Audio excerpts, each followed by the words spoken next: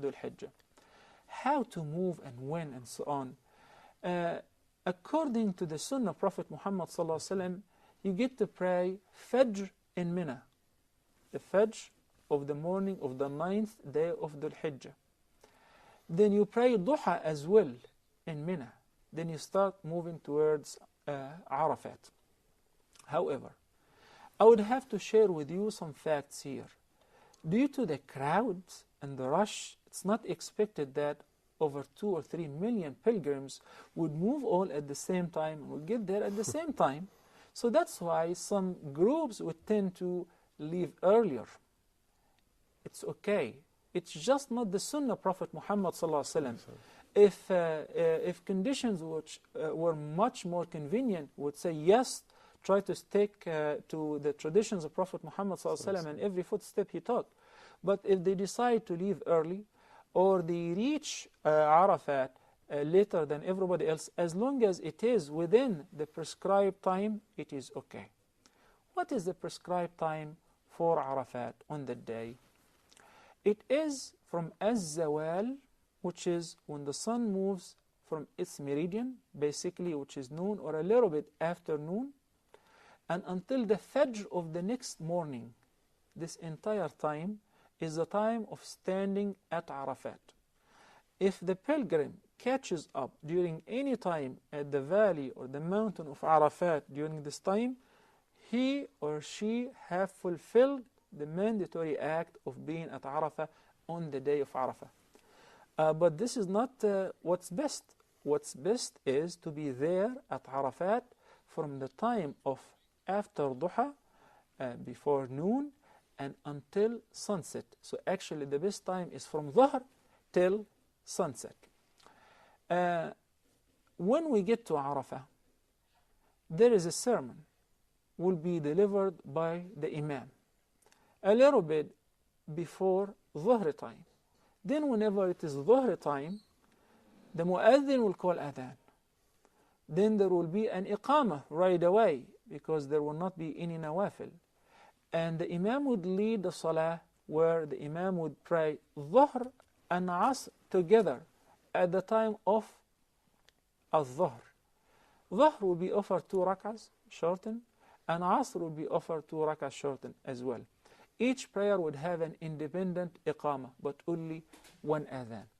Then you've got the most precious time in your life to gain forgiveness, to fulfill all your demands and answer all your dua from that time until sunset. Sheikh, I want to give this issue all the attention it deserves, but we have to take a break now.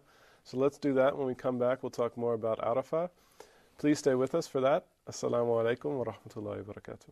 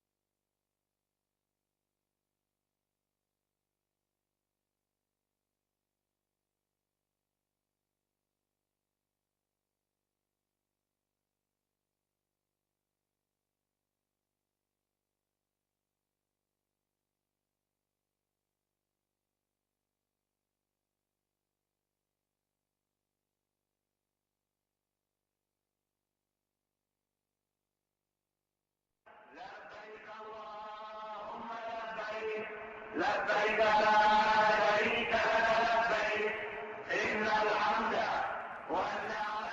Assalamu alaikum and welcome back to Hajj Step by Step. We're talking about Yawmul Arafat. Before the break, you had mentioned that this is really perhaps the best time in our whole lives, this day of standing on Arafat. What are the best activities with which we can occupy ourselves on this day? Well, the Prophet ﷺ said in the sound hadith, خَيْرُ الدُّعَاءِ دُعَاءُ يَوْمِ عَرَفَةٍ. The best supplication ever is the one which is made during the day of Arafah. وخير ما قلت أنا والنبيون من قبلي لا إله إلا الله وحده لا شريك له له الملك وله الحمد يحيي ويميت وهو على كل شيء قدير. And he's also guiding us to the best statement that he himself uttered, sallallahu alaihi wasallam, or any of the prophets before him, which is the word, the phrase of the oneness of Allah. لا إله إلا الله وحده لا شريك له. There is no partner to him. له الملك وله الحمد. To him belong the praise and the dominion. يحيي ويميت. He gives life and he gives death. وهو على كل شيء قدير. And he is indeed able to do all things. So increase making this dua and supplication during the day of Arafah. Waste no time. There is no time to talk about anything else but dhikr, istighfar, and supplication. Sheikh, what about the talbiyah? We haven't mentioned that in a while.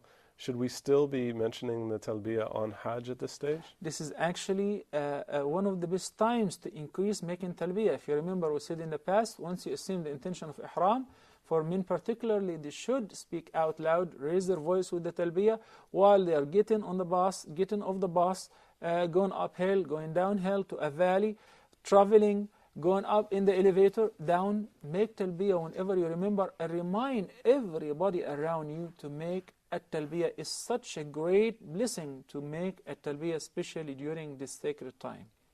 Sheikh, we talked before about each pillar of Hajj and the conditions that establish its validity. What are the conditions for Arafah? Well, for Arafah, like any other pillar of Hajj, that the pilgrim has to do it by himself. You cannot send somebody on your behalf. You have to be there. You have to stand, sit, or lie. You have to be there at the valley of Arafah, and it's got to be on the 9th day of Arafah. That reminds me with a joke, as I was once giving a lecture, I said that this is a day where the valley of Arafah will be very, very occupied because it's only one day. Afterward, it becomes empty. So one of those who were attending said, so why don't we go on the next day instead of the 9th? So it's one of the conditions of the validity of standing at Arafah. It's got to be on the 9th day and before the Fajr of the 10th day. Sheikh, when we talk about standing at Arafah, now a lot of us have trouble even standing for a few minutes in prayer, and then we try really hard in Ramadan to stand for an hour or two at night. So the thought of standing for the whole afternoon can seem a little daunting. Is it actually required to stand the whole time at Arafah? No, not at all. A person may sit, may lie down, may sit in a car. The main thing, do not waste this time by making any other activities other than a dhikr wal ibadah, seeking forgiveness and making supplications.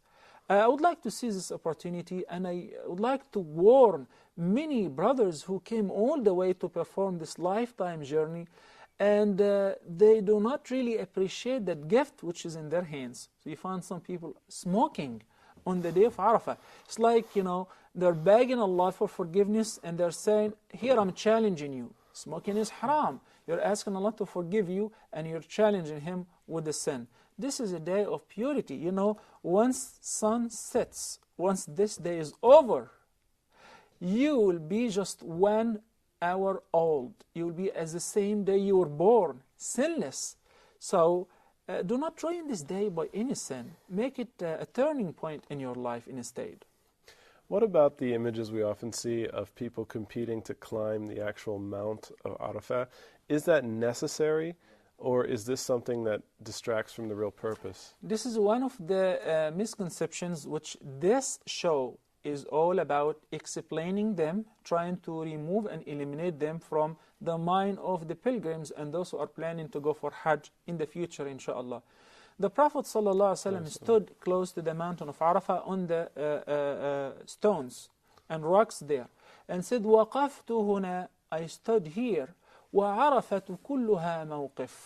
The whole valley of Arafah is a valid place for standing at, except Wadi Urana, except a place which is nearby, a valley nearby Arafah, which is known as Urana. A part of that occupies the front yard of Masjid Namira, which you see in the videos normally during the khutbah of Arafah. You see the front part of the masjid, no pilgrims, no people are wearing the ihram sitting there. Why? Because this area is not a part of Arafah. Otherwise, being in your tent, being in your car, being at the mountain, you don't have to make a special effort to get there, hurt yourself. Some people fall. Some people